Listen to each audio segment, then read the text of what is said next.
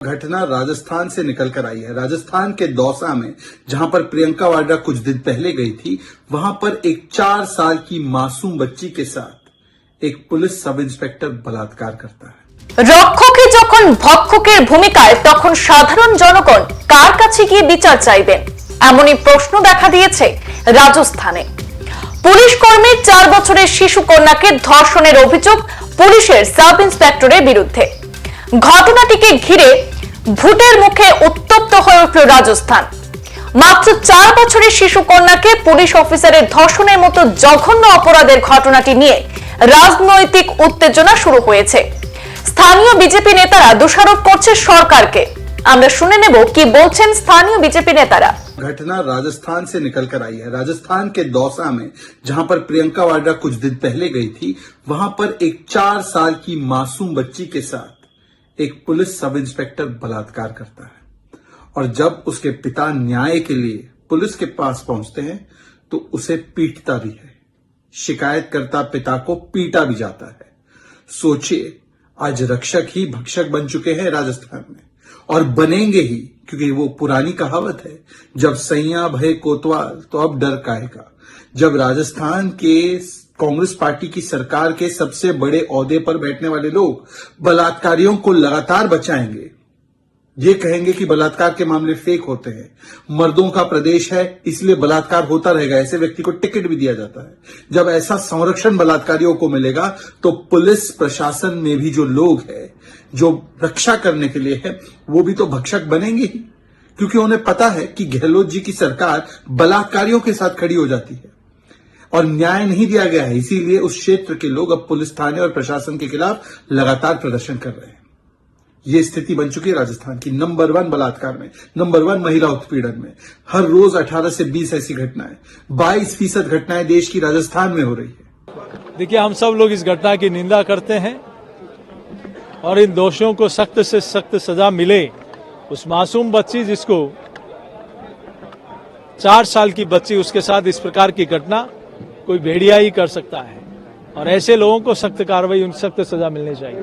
अभी तक कोई कार्रवाई नहीं उस पर।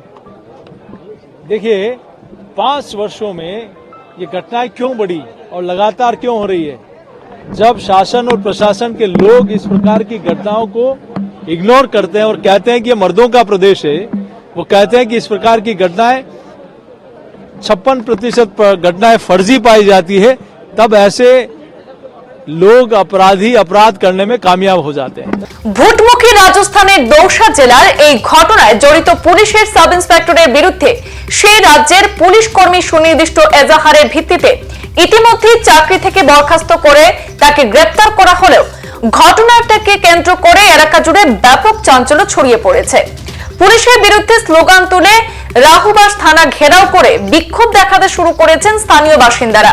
জানা গেছে, পুলিশের হাতে তুলে দেওয়ার আগে অভিযুক্ত সাব ইন্সপেক্টরকে ব্যাপক মারধর নাকি করা হয়েছে। এ বিষয়ে রাজস্থান পুলিশের কি বক্তব্য একবার শুনে নেওয়া যাক। परिवादी के द्वारा रिपोर्ट दिए जाने पर एफआईआर दर्ज कर ली गई है। एफआईआर दर्ज करने के बाद एडिशनल एसपी सिकाऊ जो हैं वो उसकी तफ्तीश कर रहे हैं। तफ्तीश की सारी प्रक्रिया फॉलो की जा रही है। जुर्म प्रमाणित पाया जाने पर आगे इसकी गिरफ्तारी की जा रही है। सब इंस्पेक्टर की सस्पेंड कल सब इंस्पेक्टर को कर दिया गया था। आगे जो उसकी दुराचरण रिपोर्ट है वो श्रीमान आईजी साहब के पास भेज दी जाएगी और उसके आधार पर अग्रिम कार्रवाई की जाएगी। पीड़िता के परिजनों के द्वारा मारपीट का भी आरोप लगाया गया है, उनके संबंध में अनुसंधान किया जा रहा है। अनुसंधान के आधार पर ही निर्णय लिया जाएगा और अनुसंधान जारी है। राहुवास थाने के अंदर कल जो घटना घटित हुई है, उसके अंदर जो परिवादियों द्वारा जो शिकायत की है, उसके आधार पर प्रकरण दर्ज किया है। उस प्रकरण दर्ज करने के बाद में हमारे यहाँ पे अनुसंधान अधिकारी नियुक्त करने के बाद में उसमें अनुसंधान किया जा रहा है। अनुसंधान के बाद में तफ्तीश से संबंधित कार्य पूरा लगभग कर दिया है। 164 के बयान वगैरह भी आज करवाए जा रहे हैं और उसके बाद में जो आरोपी है उनको आज गिरफ्तार कर लिया जाएगा। उसको सस्पेंड किया गया है? हाँ, उनको कल रात को सस्पेंड भी कर दिया है और आज उनको गिरफ्तार। कोर्ट में केस किया जाए, पोक्सो में मामला दर्ज है? बिल्कुल, हाँ। इसके अंदर 376 पोक्सो और 3 SC/ST के अंदर प्रकरण दर्ज हुआ है और उन्हीं धाराओं के अंदर इनको गिरफ्तार किया।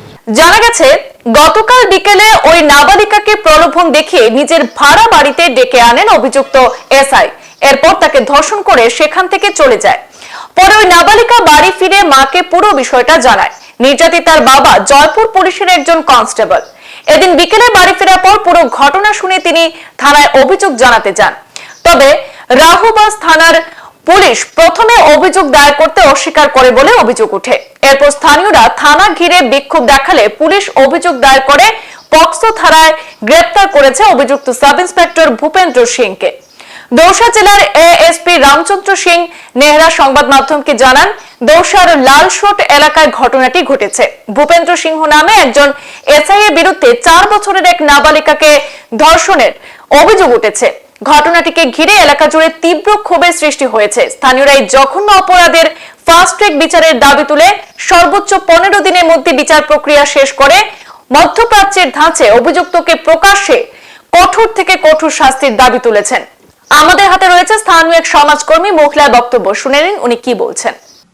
देखिए, जब इस तरह की घटनाएं होती हैं तो अभी फिलहाल दीपावली का समय चल रहा है और कुछ समय पहले ही नवरात्रि और दुर्गा पूजा गई है, जहां हम लोग कन्या की पूजा करते हैं, 9 दिन का व्रत रखते हैं और कन्या के देवी के रूप में, माता के रूप में पूजा करते हैं। उसी देश में जब कानून के रखवाले जब काल बन जाए और छोटी सी बच्ची 4 साल की बच्ची के साथ इतनी जघन्य घटना कर बैठे, तो मेरा कहना यह है कि उसके लिए पीएम से लेके सीएम और सीएम से लेके एक छोटा सा सुरक्षाकर्मी और हमारा समाज सभी लोग जिम्मेदार हैं कि इस तरह की घटनाएं इस देश में होती हैं जो हमारे देश के नाम पर कलंक है, हमारी संस्कृति के नाम पर कलंक है। पहली चीज तो ये हो गई।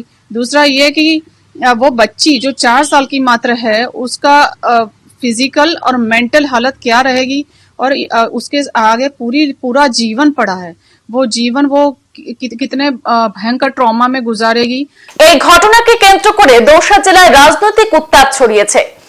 ঘটনাস্থলে পৌঁছে রাজস্থানে ক্ষমতাসীন কংগ্রেস এবং বিরোধী শিবির বিজেপির কর্মকর্তারা সেখানে গিয়ে গোটা বিষয় জেনেছেন। বিজেপি নেতা কর্মীরা কংগ্রেস সরকার সহ পুলিশের উদাসীনতাকে দায়ী করে রাজনৈতিক ফায়দা তুলতে মরিয়া হয়ে উঠেছেন। তারা ঘটনায় সরাসরি অশোক গেহলোত সরকারকে দায়ী করে পুলিশের বিরুদ্ধেও সরব হয়েছেন। Friends, today this shocking case that has come to the fore from Dausa, where a 4-year-old, innocent 4-year-old girl has been brutally raped by a sub-inspector in the Rajasthan police. And instead of taking quick action on the accused, on this perpetrator, the Rajasthan police and administration get into action in an institutional manner to save this accused. No FIR is filed till the time the BJP leaders and the people there come out on the streets and protest. Just a cosmetic statement is given that we will take action against this said individual. I will expel him, but no suspension is done immediately.